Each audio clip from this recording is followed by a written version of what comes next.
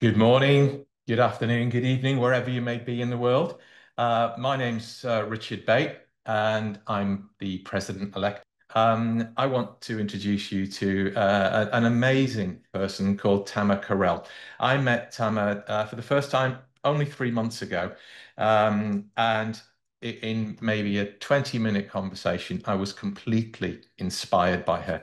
Her career is quite amazing. She's co-founder of iCore, a founder at Invelo Limited. But the thing I hadn't realized until recently, Tamara is also a TED talker.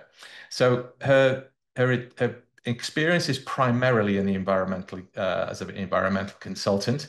Um, but I think the other piece that's really important is that she's a trainer and she's an environmental compliance expert. So I'm going to stop talking. I'm going to hand over to Tamma, who will introduce herself in more detail. And I'll come back to you and I'll start to pick up the questions later. Okay, Richard, thank you very much for such a kind introduction.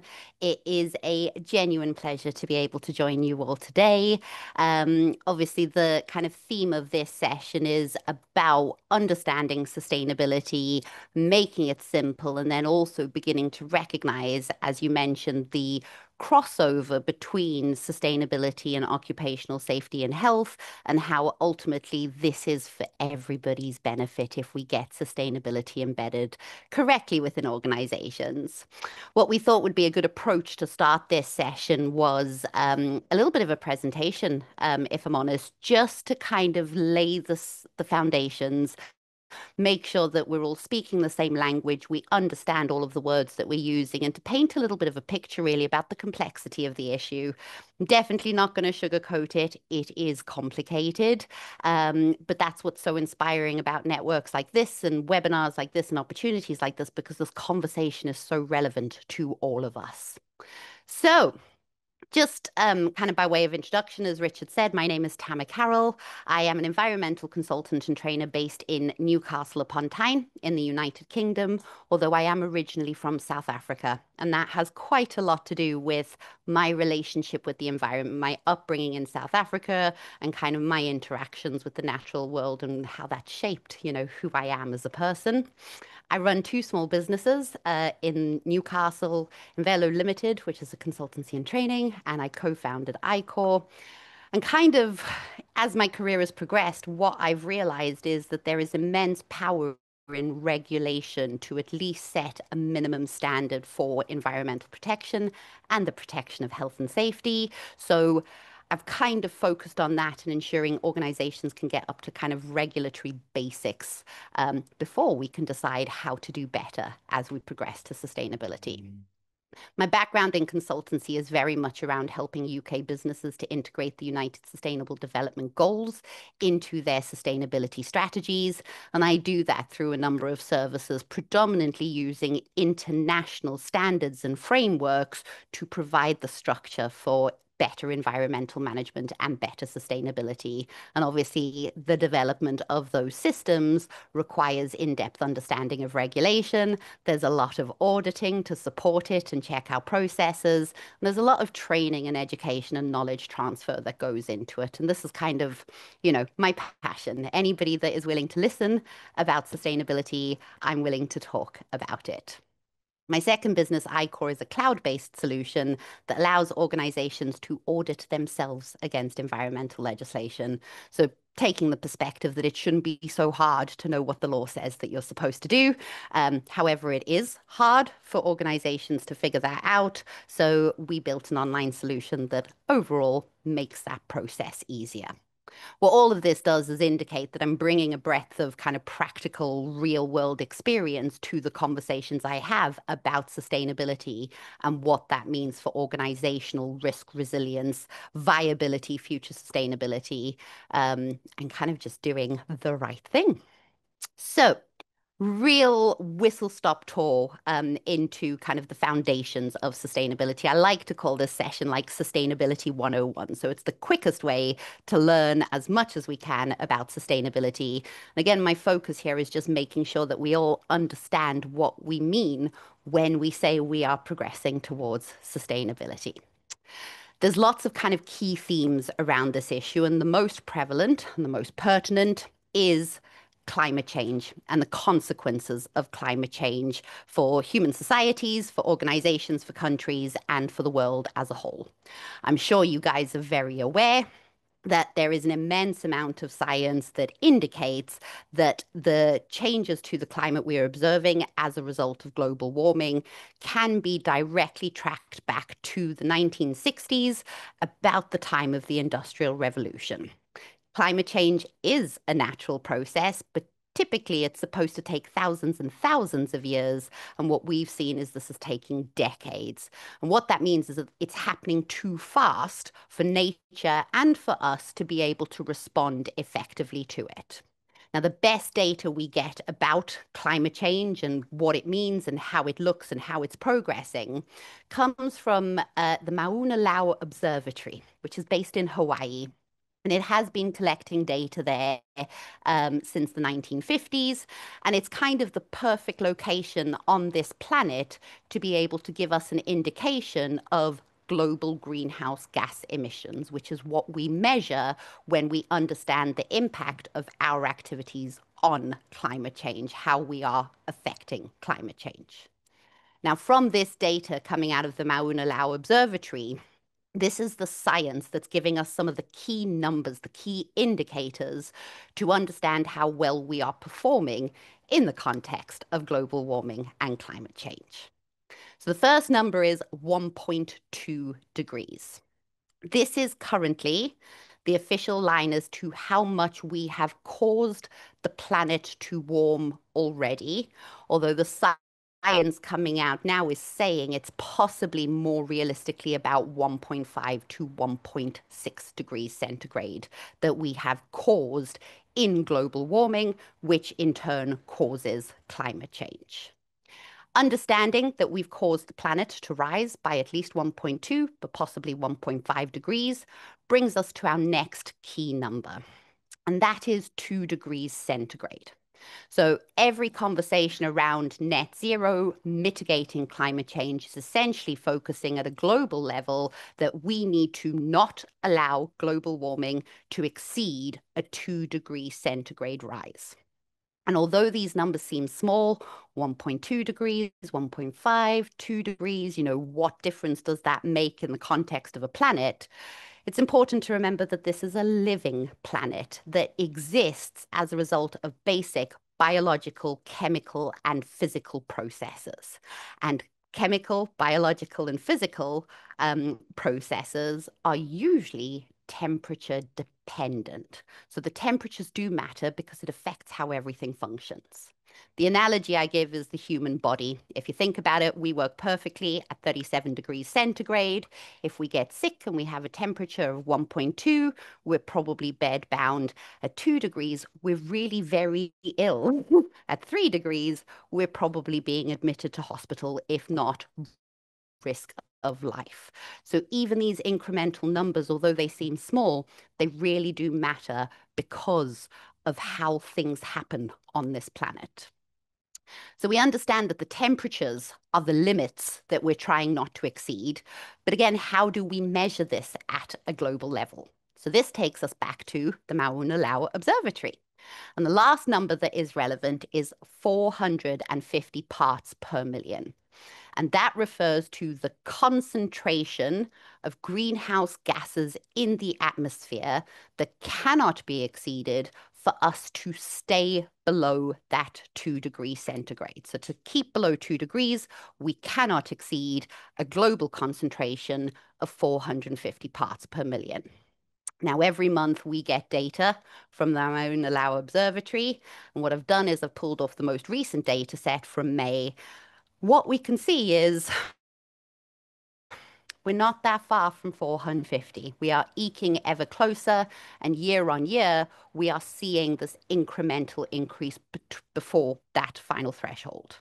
Now, what that tells us is that there is an immense sense of urgency around net zero and why it is so important for organizations to reduce their greenhouse gas emissions, because we're getting a little bit too close to the thresholds for comfort.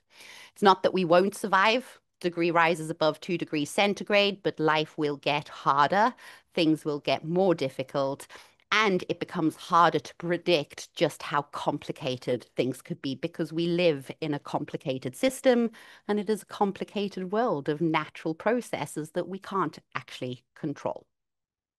So understanding kind of where we are in terms of current climate science then makes us look at the consequences for human societies. So what greenhouse gas emissions do is they increase global warming, ultimately making the whole planet slightly warmer.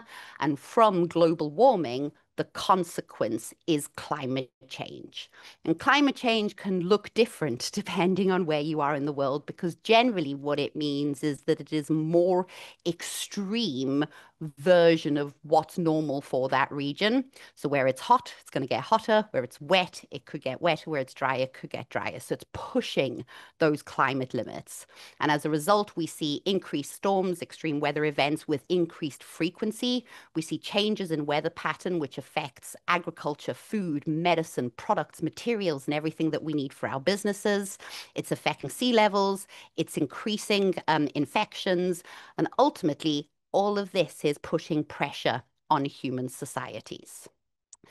The reason that it puts pressure on human societies is because of something called ecosystem services. Now, this is an academic term that essentially describes all of the benefits that we get from this planet that make human life both possible and worth living. So again, bringing it back to those very natural processes, this planet is currently perfect for human existence because what humans need to be alive is clean air, clean food, clean water, and somewhere safe to live. And all of those natural biological, chemical, and physical processes give that to us. So the argument for environmental protection is that fundamentally we are preserving our own air, food, water, and shelter, and our ability to not only live, but to also thrive as communities, societies, and organizations. The flip side of that is we know that there's a direct line between impacts, consequences to human health and well-being as a result of environmental conditions. So as it stands, the World Health Organization predicts that 1 in 8 of all global deaths are as a consequence of air pollution alone. That means that 1 in 8 global deaths could be prevented if the air was clean and it was protected and we were fundamentally preserving what we need to stay alive. And of course, it's not just about air pollution and greenhouse gas emissions. There is a very physical consequence to some of our historic practices. We are seeing an increase in plastic pollution. We're seeing an increase in physical pollution all over the world at the moment. And that is, again, because the planet is finite. It's one, there's only so much space and there's only so much capacity. And we have hit a limit where the planet is no longer able to absorb all of the rubbish that we're pushing out into it. So we're seeing this in greenhouse gas, we're seeing it in invisible pollution, we're seeing it in our water, and we are seeing it physically when you walk down the street or you go to the beach or you find yourself out in nature where this stuff shouldn't be. And of course, it's not just about us. We're looking at how we are impacting the environment, but at the same time, we have to consider future generations, their ability to access those ecosystem services, and a consideration of the world in which we leave for them. If we understand that in our lifetime, we're trying to keep global warming below that 2-degree centigrade rise, imagine what type of world will be inherited by future generations should we not achieve that. So again, there is a pressure on us. There's a huge responsibility on us. And the science is telling us that this is urgent. It requires urgent action. And all of this is very relevant to businesses. So this is actually a slide I've been using since 2011. And at that point, it was a prediction of what point in time key environmental issues were going to critically affect businesses' risk and resilience. So how well could organizations adapt to all of these external changes? And actually, it's quite scary looking at it retrospectively because what we can see is it ties up pretty nicely. 2015 was the year of carbon emissions. That was the year that the Paris Agreement was signed, where the world committed to that 2-degree centigrade line in the sand. 2019, we saw waste, energy, water. That was the year that David Attenborough showed us that we were filling our oceans with plastics and the pollution problem was out of control. And here we are 22 onwards, where other rare materials are becoming critical, and especially in light of progress towards electrification. So it touches everything. It touches individuals, it touches nature, and it touches organizations. Ultimately coming down to resiliency. How adapt are we going to be at managing this ever-changing climate, this ever-changing world with all of its complex and completing issues, and especially for organizations, how do we continue to survive and thrive as the businesses that we are doing what we want to do? Now, obviously, this is a little bit scary. And it's a little bit scary on purpose. It's the truth. This is the reality. This is the status play. But with all of these challenges, all of these potential problems, and how they all interconnect to each other, what I wholeheartedly believe is that so many problems present so many potential solutions. There are thousands of points of intervention where we could do things a little bit better as individuals, as organizations, and as countries, but also understanding that no one person is going to solve this on their own. This requires collaboration across the board and the opportunity to transform the world to sustainability as organizations, as individuals, and as countries. And this is where the Sustainable Development Goals come in. So sustainability is the destination. It is the place that we're trying to get to where we find there is balance and equity and equality between people, planet, and profit. And how we get to that destination of sustainability is through sustainable development. So where we are right now is this journey of sustainable development. Sustainable development is not a new concept. In fact, it was defined in 1987 as about meeting the needs of people now and in the future whilst getting back within environmental limits. And what that means is that we need to see significant improvements in environmental and social performance whilst also staying economically viable. Now, the roadmap to get there is also determined, was agreed in 2015 through the United Nations Sustainable Development Goals.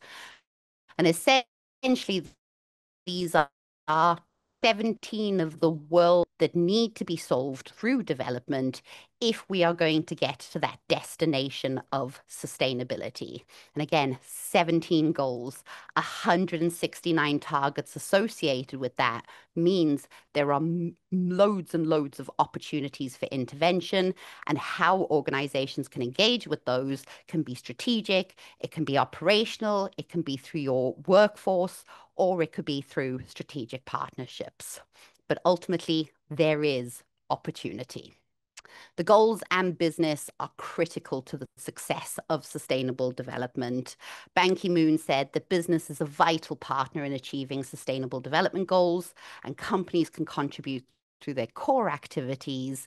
But what we ask is that they assess their impact, they set ambitious goals, and they communicate transparently about the results. And that's kind of where we are at this point in time, and the responsibility that sits on us within our organizations to progress this agenda. Addressing the Sustainable Development Goals has triple bottom line benefits. It will protect the environment, it will protect growth, and essentially, all of us will win if we can find the balance between these three key areas as we progress towards sustainability. Again, the opportunity is there. Lots and lots of opportunities. So I'll wrap up there. I think the conversation that Richard and I will have will now explore some of those opportunities. And obviously, I'd be delighted to take any questions at the end of the session. Thank you very much for your time. I closed it. Thank you very much for the presentation, Tamma. Unfortunately for me, I've now got so many questions. I do recall when we first met, I bombarded you with questions for about 20 minutes, and then we realized that probably we could have a chat about this with our wonderful colleagues. Absolutely. Right. You opened the door there by talking about John Elkington, triple bottom line model. John Elkington now doesn't actually buy into his own model. And in fact, in 2022, he withdrew that model. So my first question to you is, can we really, can we really have truly circular economies? Yes, I do. I mean, I think it would require a lot of, societal and cultural shifts, very much around humans managing their own expectations. What should be available to us, how many options should be available to us, how quickly should all of that stuff be available to us. And there is kind of that element, which falls in the people sphere of that is complicated. I think we do have some behavior to unlearn about convenience that will be critical for us to progress towards sustainability. What I think about that triple bottom line, so the three pillars I think are right. Those three pillars, people, planet, profit, is essentially the headlines for the three very complicated elements that need to be navigated for us to get to sustainability. But I believe that where we are in the journey weights them slightly differently. So if we imagine the destination of sustainability is equal and equitable, people, planet, profit, nobody loses when decisions are made and everybody kind of benefits from the decisions have made. That's the ideal, like where we're trying to get to. And I think it's a strong vision to hold on to. But I think sustainable development requires a rebalancing of that triple bottom line. So I don't believe they can be equal now. In fact, I believe their inequality is what's led us to the problem. Profit has often won over people and the planet. And in order for us to develop sustainability, actually, we now need to prioritize the environment. So I believe, and I'm biased as an environmentalist, that environmental protection should be our ultimate priority at the moment because out of strong environments, strong societies are built, and out of strong societies, strong businesses are built. And if we undermine the foundation on which we all exist, then how could we possibly thrive towards sustainable development? So I take very much a nature first perspective here, regenerate the environment, look after our people. And if we get that right, we will have thriving and successful businesses in the future who are hopefully helping to solve some of our sustainability challenges. Great answer. I'm a fan of John Elkington's work. I like the fact he's a straight talking economist. He's not an environmentalist. He's not a safety guy. Absolutely. Um, That leads me. There's some really good questions coming in the chat. So please keep posting your questions.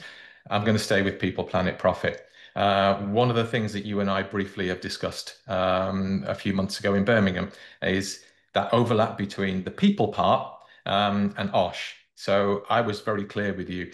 I've got a very clear understanding in my own head around how good occupational health and safety practice relates with the people part of the people planet profit model.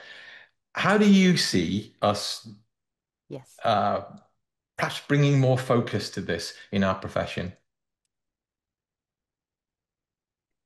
I think it is about understanding that connectedness between human health and well-being and environmental health and well-being. One thing I always think of, when I picture that triple bottom line, although it's equal in the future, at the moment I picture it like a pyramid, so it's environmental at the bottom, and then strong societies build, and then strong organizations come off the top of that.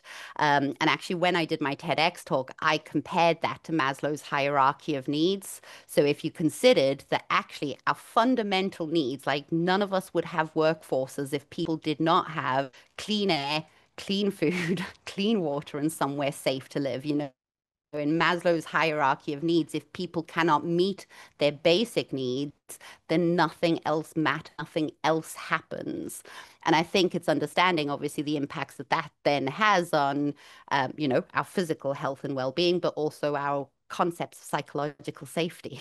Do we feel safe in our environment, and is it possible to stop fighting to survive and actually think about growth and development and, finding joy and peace and prosperity and doing work that we love and running businesses that, deliver great products and services.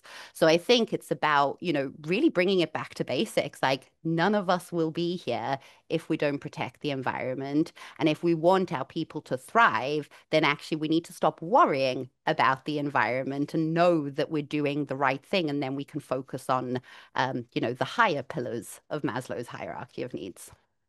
And clearly, the reason I asked you that question is that often I'm asked, really, is there a connection between sustainability and OSH, and why are you trying to make that connection? And you have just given me some very, very good material to use when I'm asked that question again in the future. Robert Piper has asked a really good question. So I'm going to paraphrase it, Robert. So when we look at what's happening in the UK, there is a very, very significant Hmm. focus on sustainability.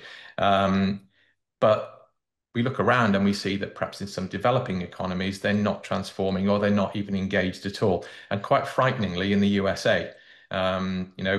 President Trump is not aligned with the SDGs at all. And in fact, that for me is potentially an existential crisis. So how do we balance this dichotomy of the more affluent, the more affluent not supporting the less affluent? Absolutely. I mean, I think this is one of those complicated conversations when we think about all of the things that are necessary to solve for sustainability. There is, differences between knowledge, infrastructure, technology, progress between the developed and developing nations. But that's kind of why I like the Sustainable Development Goals because they're pitched for different levels. So, there's 167 targets, but they're not all for you. Some are for big governments, some are for small governments, some are for big companies, some are for small companies, and the rest are for us as individuals. So it's a way of contributing to global science and contributing to global progress, but in a way that is appropriate for where you are in the world and appropriate to the nature and scale of the business. I think the world is a scary place and it's very frustrating. It's very frustrating to sit here and go, but we're trying to do the right thing. And then something on the other side of the world is happening and that is limiting us or it's affecting us. It's one of those things we're going to have to learn to, work within. This is one world. And the planet, global warming, climate change does not care about borders or governments or individuals or businesses. It's one world and it will affect us all.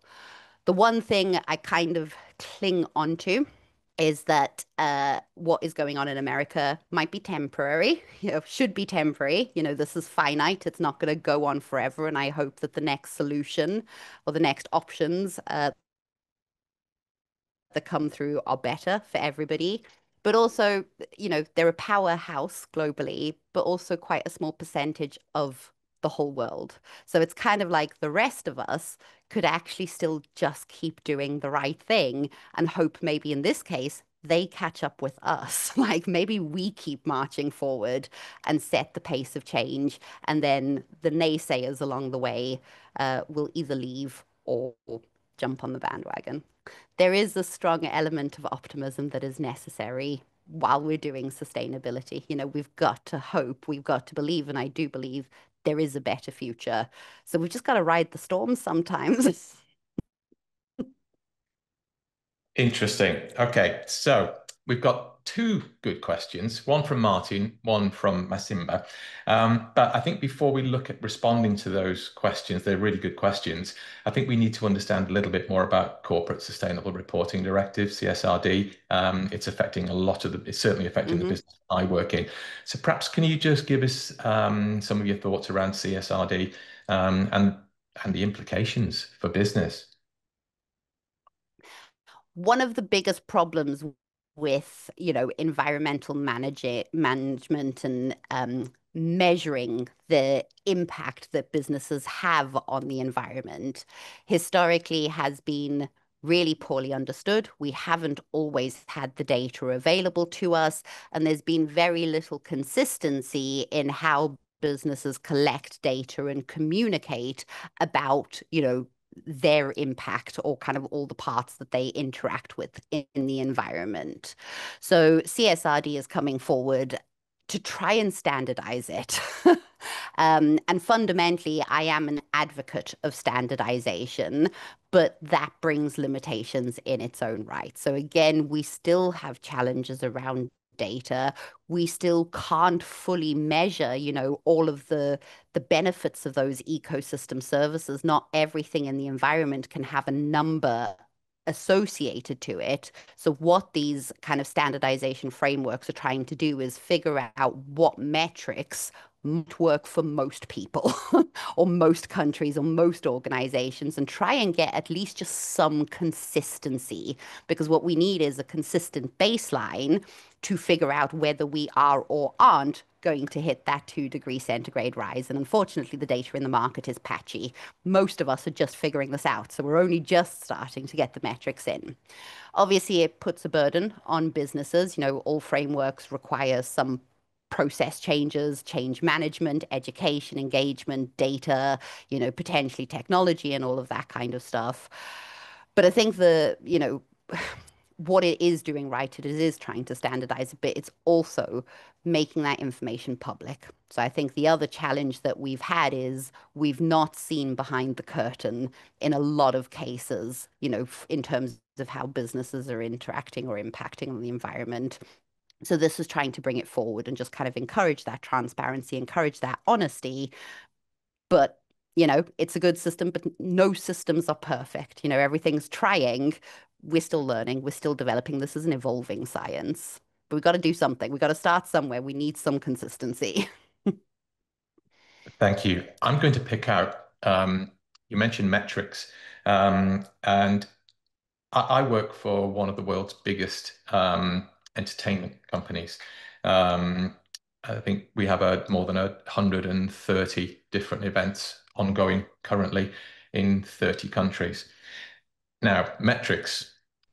I can't I can't not have this time with you and ask you scope one, scope two, scope three reporting. I think most of us understand scope one and scope two, but if I try and introduce scope three into my world, when, on any average weekend, I could have, I mean, I can't actually count. I mean, I know I've got 30 in one event this weekend, and there are eight events this weekend. So, I'm potentially looking at hundreds of different Mm. suppliers. How on earth do I manage scope three reporting when I have so many suppliers to manage? I mean, scope three it is difficult. So in practice, what you're saying is pretty much the experience for most organizations. Like it's not easy. And again, that's where that kind of standardization in your processes, putting in robust management systems, trying to get some structure and standardization. It's, data. It's always hard the first time you do it, but if you do it right, it gets easier every time you start collecting that. I personally would like to see some standardization in scope three categories that businesses need to report. So, scope one and scope two, for those that don't know, typically cover everything that happens within the four walls of an organization. So, it talks about all of the energy that you use, your gas, your petrol, your diesel, anything else, LPG, kerosene, whatever's relevant to your business. And that's it. And then scope two is electricity. And that's it. Now, if we think about where greenhouse gas emissions come from and how that impacts on global warming and climate change, there are a whole bunch of other categories that most businesses will have the data for, but they are not collecting because it might be a little bit difficult, but also because no one's really asking for it. So, water. Everybody will have water data. Waste, not always easy, but theoretically that data exists within the organization. The raw materials that you purchase, that data exists within the organization. So I think, I personally would love to see some standardization in scope three because the flip side of it is, in my experience, when I've done carbon footprints, if you look at the proportionment of a footprint, scope one and scope two can be as small as 1% of the whole picture. So if you're only measuring scope one and scope two, it's essentially the tip of the iceberg. And there's a whole bunch of stuff underneath there that we don't know and we don't understand.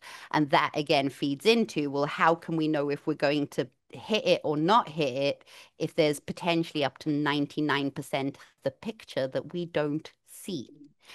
What is going to be necessary for the success or failure of scope three data is going to be partnerships and collaborations. Again, it's where this transparency and this reporting and this openness is going to be really necessary because no business exists in isolation. All of us have, supply chains, value chains, partnerships, associates, subcontractors.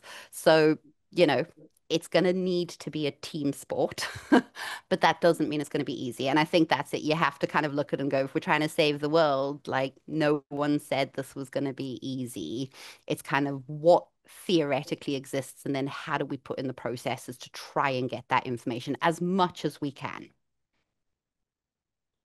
Again, great answer. Thank you. Glenn Newton has asked a great question, and it's kind of squarely aimed at my world in the events world. So, what are our thoughts on the concept of carbon passports, and how do you see them influencing decision makers in area like travel, consumption, or event attendance in the future? Now, this is Mm. something I'm currently working on. So, can I have your thoughts on it? Then I'll take your thoughts and help them to scope out my responses. Yeah, I mean it's really interesting. So again, that what that does, this idea of carbon passports, is it starts to tap into some of those scope three categories. It's like, it's not what's happening in our house, it's when we leave our house and we go and exist in the world and all the things and people that we see along that way. I must admit, I've never considered it at an individual level, so I'll let you pick that side up. But from an organization perspective, for example, what we're seeing here in the UK and in Europe is the implementation of something called CBAM. So it's the Carbon Border Adjustment Mechanism. And that now essentially means that anything that's imported into the UK or into Europe has to have a carbon passport. We need to begin to understand, the impact of these products moving around the world. And incidentally, if we get this right, like if CBAM, as it's called, um, which again, not easy because the data has never been collected before. So a lot of businesses are trying to figure out how to do that. If we do that, then it's going to make everybody's life much easier to figure out scope three emissions and to communicate to your customers about the impact of your products and services. So conceptually, think I'm on board with this idea, definitely at an organizational level, but I hadn't considered it individually, but there could be something there too. Right. There's a lot of good questions coming in. Thank you for that question, Glenn. And yes, I had realized that you were also in the event space. Um, right. There are so many questions coming in, and they are actually focused around, we seem to focus very heavily on the technical aspects, but we're forgetting the people. Um, this isn't a question, but I did want to ask you this. You very, very, very much focused on this 2-degree rise in temperature. What does Armageddon look like? Yeah, So, probably 3 degrees. see, I'm So, of a I mean, there's generation that there's a I lot feel of prediction and monitoring. Yeah, they're saying like, life. The hard truth is climate change is a natural process, right? We've seen this over the history of this earth. Like these major climate events have happened. And I always fall back to the consequence of every natural climate event has been a mass extinction. Um, and that is fact. And I think as humans, we consider that we might be immune to that, but I'm not sure that that's strictly true. The predictions are it will impact human health and well-being. There will be loss of life, and that is across all living beings, humans included. Um, and, obviously that then becomes we'll see kind of more climate refugeeism. Various parts of this planet will become uninhabitable. People will have to move. They kind of predict up to, a 3 or 4 degree centigrade rise would be catastrophic. Beyond that, the modeling goes a bit berserk. Essentially, anything beyond 2 degrees is not great. And even if we think about it realistically now, like where we are at 1.2, possibly 1.5 degrees, we are all experiencing the consequences of climate change. We are all, extreme weather events. Yes, that's one thing, crazy weather, the damage that does, how it affects your logistics and your supply chain and all of that. But definitely here in the UK, I mean, walk around the supermarket and shelves are empty. Try and get certain medications and they're just not available. So, it's more it's happening, like it's there, it's right in front of us. We are already feeling the impacts, and the things that are difficult now are potentially going to get harder. Well, will get harder. No, I've got no doubt. Again, I'm from a generation that is. I feel guilty. I know that my generation has precipitated to this crisis that we're facing right now, and it wasn't through intent; it was through naivety. I've got a really great question from No, Kenneth. absolutely. So how can we talk about people meeting basic needs as very important and yet say their planet and environment should be put first? That's an interesting dichotomy, isn't it? So I know how I see it. I see it that if we get the corporate side and we manage our corporate affairs, better, particularly around sustainability, then it Hmm. should have an impact on our people, which lines up perfectly with social sustainability. But that isn't true everywhere, is it? So what happens in those regions where this isn't a truth?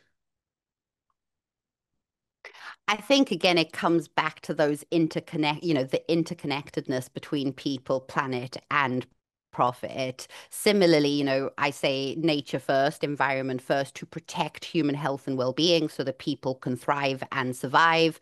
But if you flip it round, we're not going to do sustainable development or achieve sustainability if people are not part of that journey. Like it's us who's going to do this.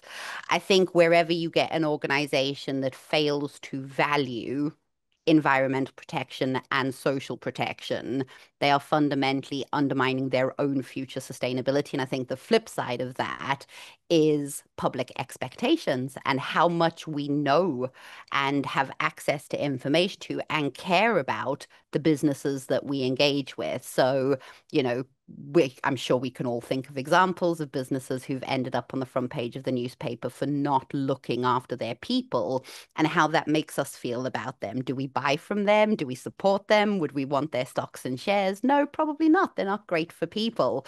So already they're undermining their own, resilience, their own ability to be the business. Um, I think people and planet, like we're one, we are living organisms on a living planet, and our mutual, survivability is interdependent. Again, great response. Okay, slight change of hat for you now, if you don't mind, Tamma. So now I want you to put on your standards and auditing expert hat on. Barry Goss is asking a great question. Hmm. ISO 2400 appears to provide a good tool set for assessing sustainable procurement. Would you agree? I I do agree. So I operate mostly with ISO 14001. For anybody that isn't familiar with that, that is an environmental management system. So it takes a whole environment approach. And part of that whole environment approach is considering the life cycle of products and services. And when we think about the life cycle of products and services, we should naturally be pulling procurement into that conversation.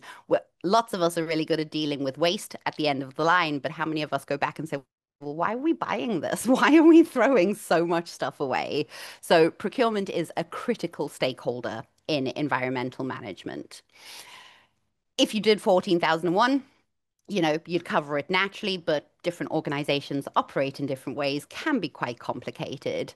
So the standards that spin off of that with a specific focus on procurement, there's in fact one for events management as well, sustainable events planning. There's ones for different parts of business activities. They're all doing the same thing. They are all the same management system. They're all the same structure. They need you to follow the same process to get to grips with how your business interacts with the environment because the process is sound. Each business can pull what they need out of that. So the frameworks that do have the specific focus, instead of overwhelming a procurement team with the whole management system, they can at least take that and figure out what it means to their business. But fundamentally, it's 14,001 or it's 27,001 or it crosses over with 45,001 because these standards are standardized. So it's ultimately driving sustainable development. Okay, I thank like you. a structure. Like I'm a systems person. I like, a structure to work within, and that's what the ISO frameworks do, but they should be used pragmatically. I challenged a colleague from BSI around ISO 2012-1, the standard for sustainable events. Yeah, they invited me to sit on the review panel. I'm still Brilliant. not completely aligned with ISO 2012-1, but that's from me. Now, there's a really good question from Shabazz, and in fact, it's so good, I'm going to read it out in its entirety, and that's probably going to take us to the end of the session. So, we've witnessed that some Okay. organizations' commitments to ESG initiatives exist only on paper, particularly concerning investments. As a safety professional, working in such organization can feel toxic. Brilliant observation. So, what's our take on how to sustain oneself amid this kind of corporate behaviors? I mean, it's it's it's so challenging, and you're right. It is disheartening, and I think when I work with businesses, you ultimately distill it down to an organization is nothing more than a collection of people, of individuals who all have their own thoughts, values, and belief systems.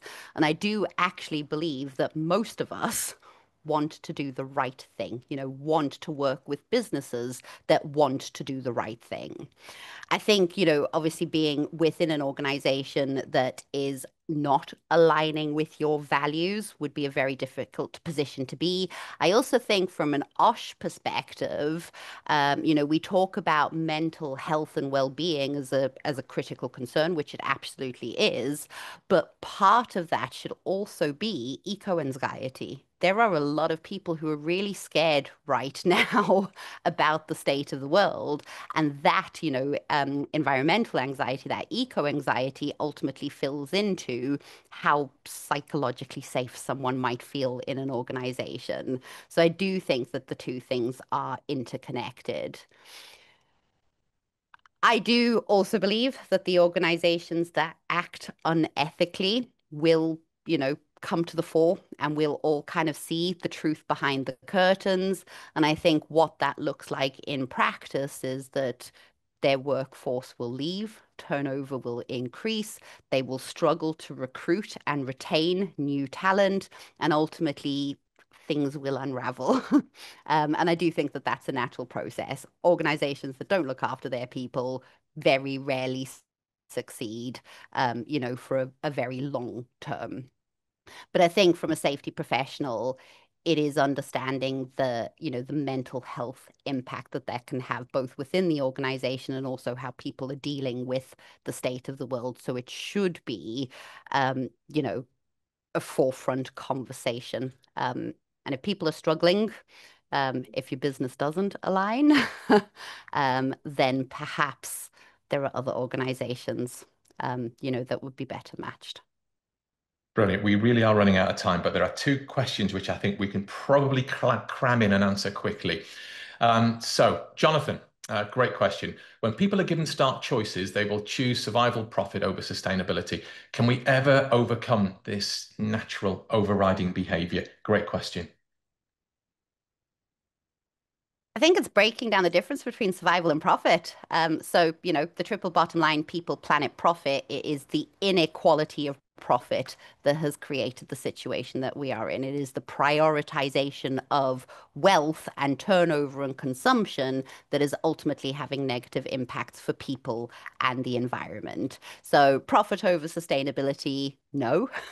Survival over sustainability. Ultimately, you can't be a business and to create decent work and economic growth and contribute positively to society if you are not financially stable. So, of course, survival, stability, security to be able to do everything else is a critical consideration. But, you know, sometimes with sustainability, we're also faced with not necessarily good choices, but like the least bad choice in this particular situation. So that's I mean, we're almost out of time. I'm sure we could keep talking for hours, but let's just last question and maybe respond to it in a minute. From Hayden, do you have any good examples of any small changes we can implement quickly and how they can make a difference? So it's a short question, but it has huge implications. So quick fixes are, as I would call them, low-hanging fruit. Quick fixes is education and engagement. It's about educating yourself and understanding what sustainability is. And from that broader knowledge, figuring out what it means to you in your job. And then you'll be able to figure out what you could materially affect or change. And then, obviously, from your education, your ability to educate and inspire your colleagues will be the most critical thing. So, fundamentally, the best thing to achieve it is us. It's us being educated, engaged, and proactive in trying to progress the sustainability agenda. There's so much knowledge out there. Well, that's it. We genuinely have run out of time. Uh, Tamma, I knew this conversation between you and I was going to go really well. I have tried really hard to stay focused on our lovely colleagues out there in the OSH world who've posted fantastic questions for us to respond to. And It's been amazing. Thank I've you. only asked two questions of my own. So I think maybe we'll revisit this at a time in the future. Um, I would really love that. yeah, I think one of the things that's really empowering for me today is, I'm only 5 months away from becoming president of this amazing organization. Um, I have had a concern that this discussion around the integration of sustainability into OSH was going to continue to be challenging. But when we get an inspiring person like you talking to us, and we have fantastic questions coming from the people on the call, this reassures me that we are taking the right course of action. I certainly am not going to change my opinion. And I've spent too much of my life, I've spent more than 15 years working in sustainable sport, and I've worked with some amazing people. My views have been shaped by people like Pierluigi Zaccaro or Julia Pale, some of the leaders in sustainable sport. So as we get towards the end of the session, is there anything that you'd like to say just to wrap up and round up your thoughts on today's session? I think it is just reiterating that, like, again, it's not always easy. And, that eco anxiety is real. I'm not going to say that there are not dark days where you go, am I doing the right thing? Is it worth it? This is so hard. And, what difference is it going to make? There are 8 billion people. If every one of us does one thing better, that's 8 billion better things. So hold your faith, control your own actions and keep doing what you believe to be right for people and the environment and for the businesses in which you operate. Fantastic. Do you have any more TED Talks coming up, by the way? Oh, no, that was enough for now. Give it That a was the couple more one, years. was it? That If was the one. anybody would like, yeah, that was the one for the moment. That Okay. is obviously available on YouTube. If anybody has thoughts or comments, let me know. Fantastic. Well, that brings us to the end of our 60 minutes. Thank you all very much. I hope to see you soon.